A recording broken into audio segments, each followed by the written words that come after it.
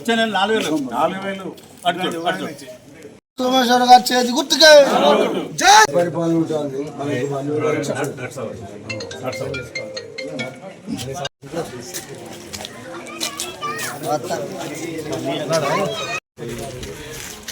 ఒకసారి మార్చాలి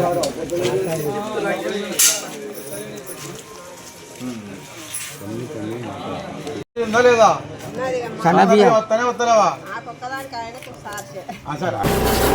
తొర్రూరు మున్సిపాలిటీ పరిధిలోని 11వ వార్డులో నేను కౌన్సిలర్ అభ్యర్థిగా పోటీ చేస్తున్నా డాక్టర్ సోమేశ్వరరావు. వారం రోజుల నుంచి ఇంటింటా ప్రచారం మొదలుపెట్టిన దగ్గర నుంచి కూడా ఇక్కడ ప్రజల మంచి ఆదరణ చూపుతున్నారు. మరి నా మీద నమ్మకం ఉంది, ఆ నమ్మకాన్ని వ్యక్తం చేస్తూ ఉన్నారు. అదేవిధంగా ఇక్కడ వార్డులో పరిస్థితులు చూసినట్టయితే చాలా భయంకరంగా ఉన్నాయి.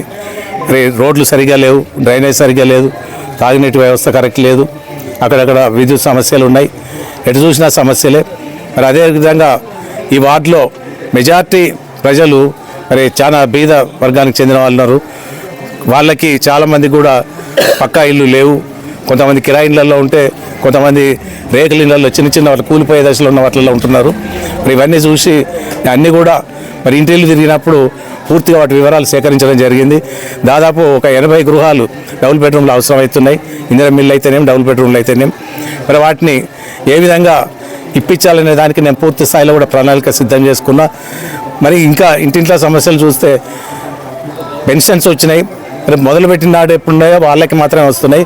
అప్పటి నుంచి ఎంతోమంది వయసు రీత్యా అర్హులైనా కూడా వాళ్ళకి ఈరోజు కూడా అవకాశం రాలేదు. మరి ప్రభుత్వం, రాష్ట్ర ప్రభుత్వం రేవంత్ రెడ్డి గారి నాయకత్వంలో ప్రజాప్రభుత్వం పాలన చేస్తోంది. మరి ప్రతి ఇంటికి కూడా కాంగ్రెస్ వెలుగులు నింపాలనే ఉద్దేశంతో మరి డబుల్ బెడ్రూమ్ ఇళ్ళు అయితేనేమి, పెన్షన్స్ కొత్తగా రేషన్ కార్డ్స్ ఆల్రెడీ ఇచ్చినాం.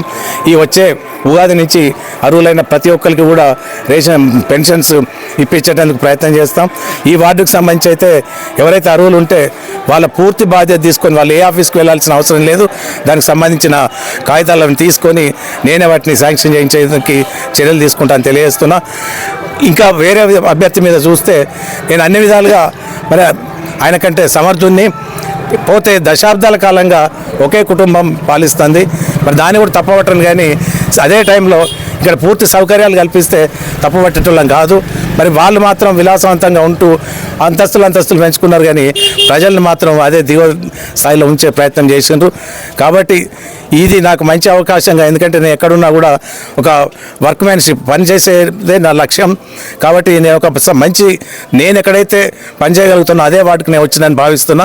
తప్పకుండా నన్ను ప్రజలు ఆదరిస్తారు, అత్యధిక మెజారిటీతో గెలిపిస్తారు. మరి ఈ అభివృద్ధి క్రమంలో ప్రతి విషయంలోనూ మరి ఎమ్మెల్యే యశస్వన్ రెడ్డి గారు, ఝాన్సీ రెడ్డి గారి సహకారంతో మాత్రమే నేను చెప్పే ఈ పనులు చేయించగలుగుతా. వారి ఆశీస్సులతోటి ఈ వార్డు ప్రజలకు పూర్తి స్థాయిలో సహాయ సహకారాలు అందిస్తానని తెలియజేస్తున్నాం. మొదటిసారి ప్రత్యక్ష రాజకీయానికి వచ్చినా కానీ రాజకీయాలకు కొత్త కాదు. రాజకీయాల్లో తలపండినోన్నే. దాదాపు 5-6 ఎలక్షన్లు ప్రత్యక్షంగా చూసిన, 22 సంవత్సరాలు బట్టి ప్రత్యక్ష రాజకీయాల్లో ఉన్నా. మరి వివిధ వర్గాల వారికి మరి సన్నిహితులకు కూడా వాళ్ళకి అవకాశం వచ్చినప్పుడు వారిని రాజకీయాల్లో మరి పదవులు కట్టబెట్టే దాంట్లో నేను ప్రధాన పాత్ర పోషించాను. కాబట్టి నాకు రాజకీయాలు కొత్త కాదు. నేను పూర్తిగా అన్నిట్లో మరి ఆరితేరిన వాడిని. కాబట్టే నేను సమస్యలను ఈజీగా పరిష్కరించగలుగుతా అన్నటువంటి నమ్మకం, ధైర్యం నాకు ఉంది.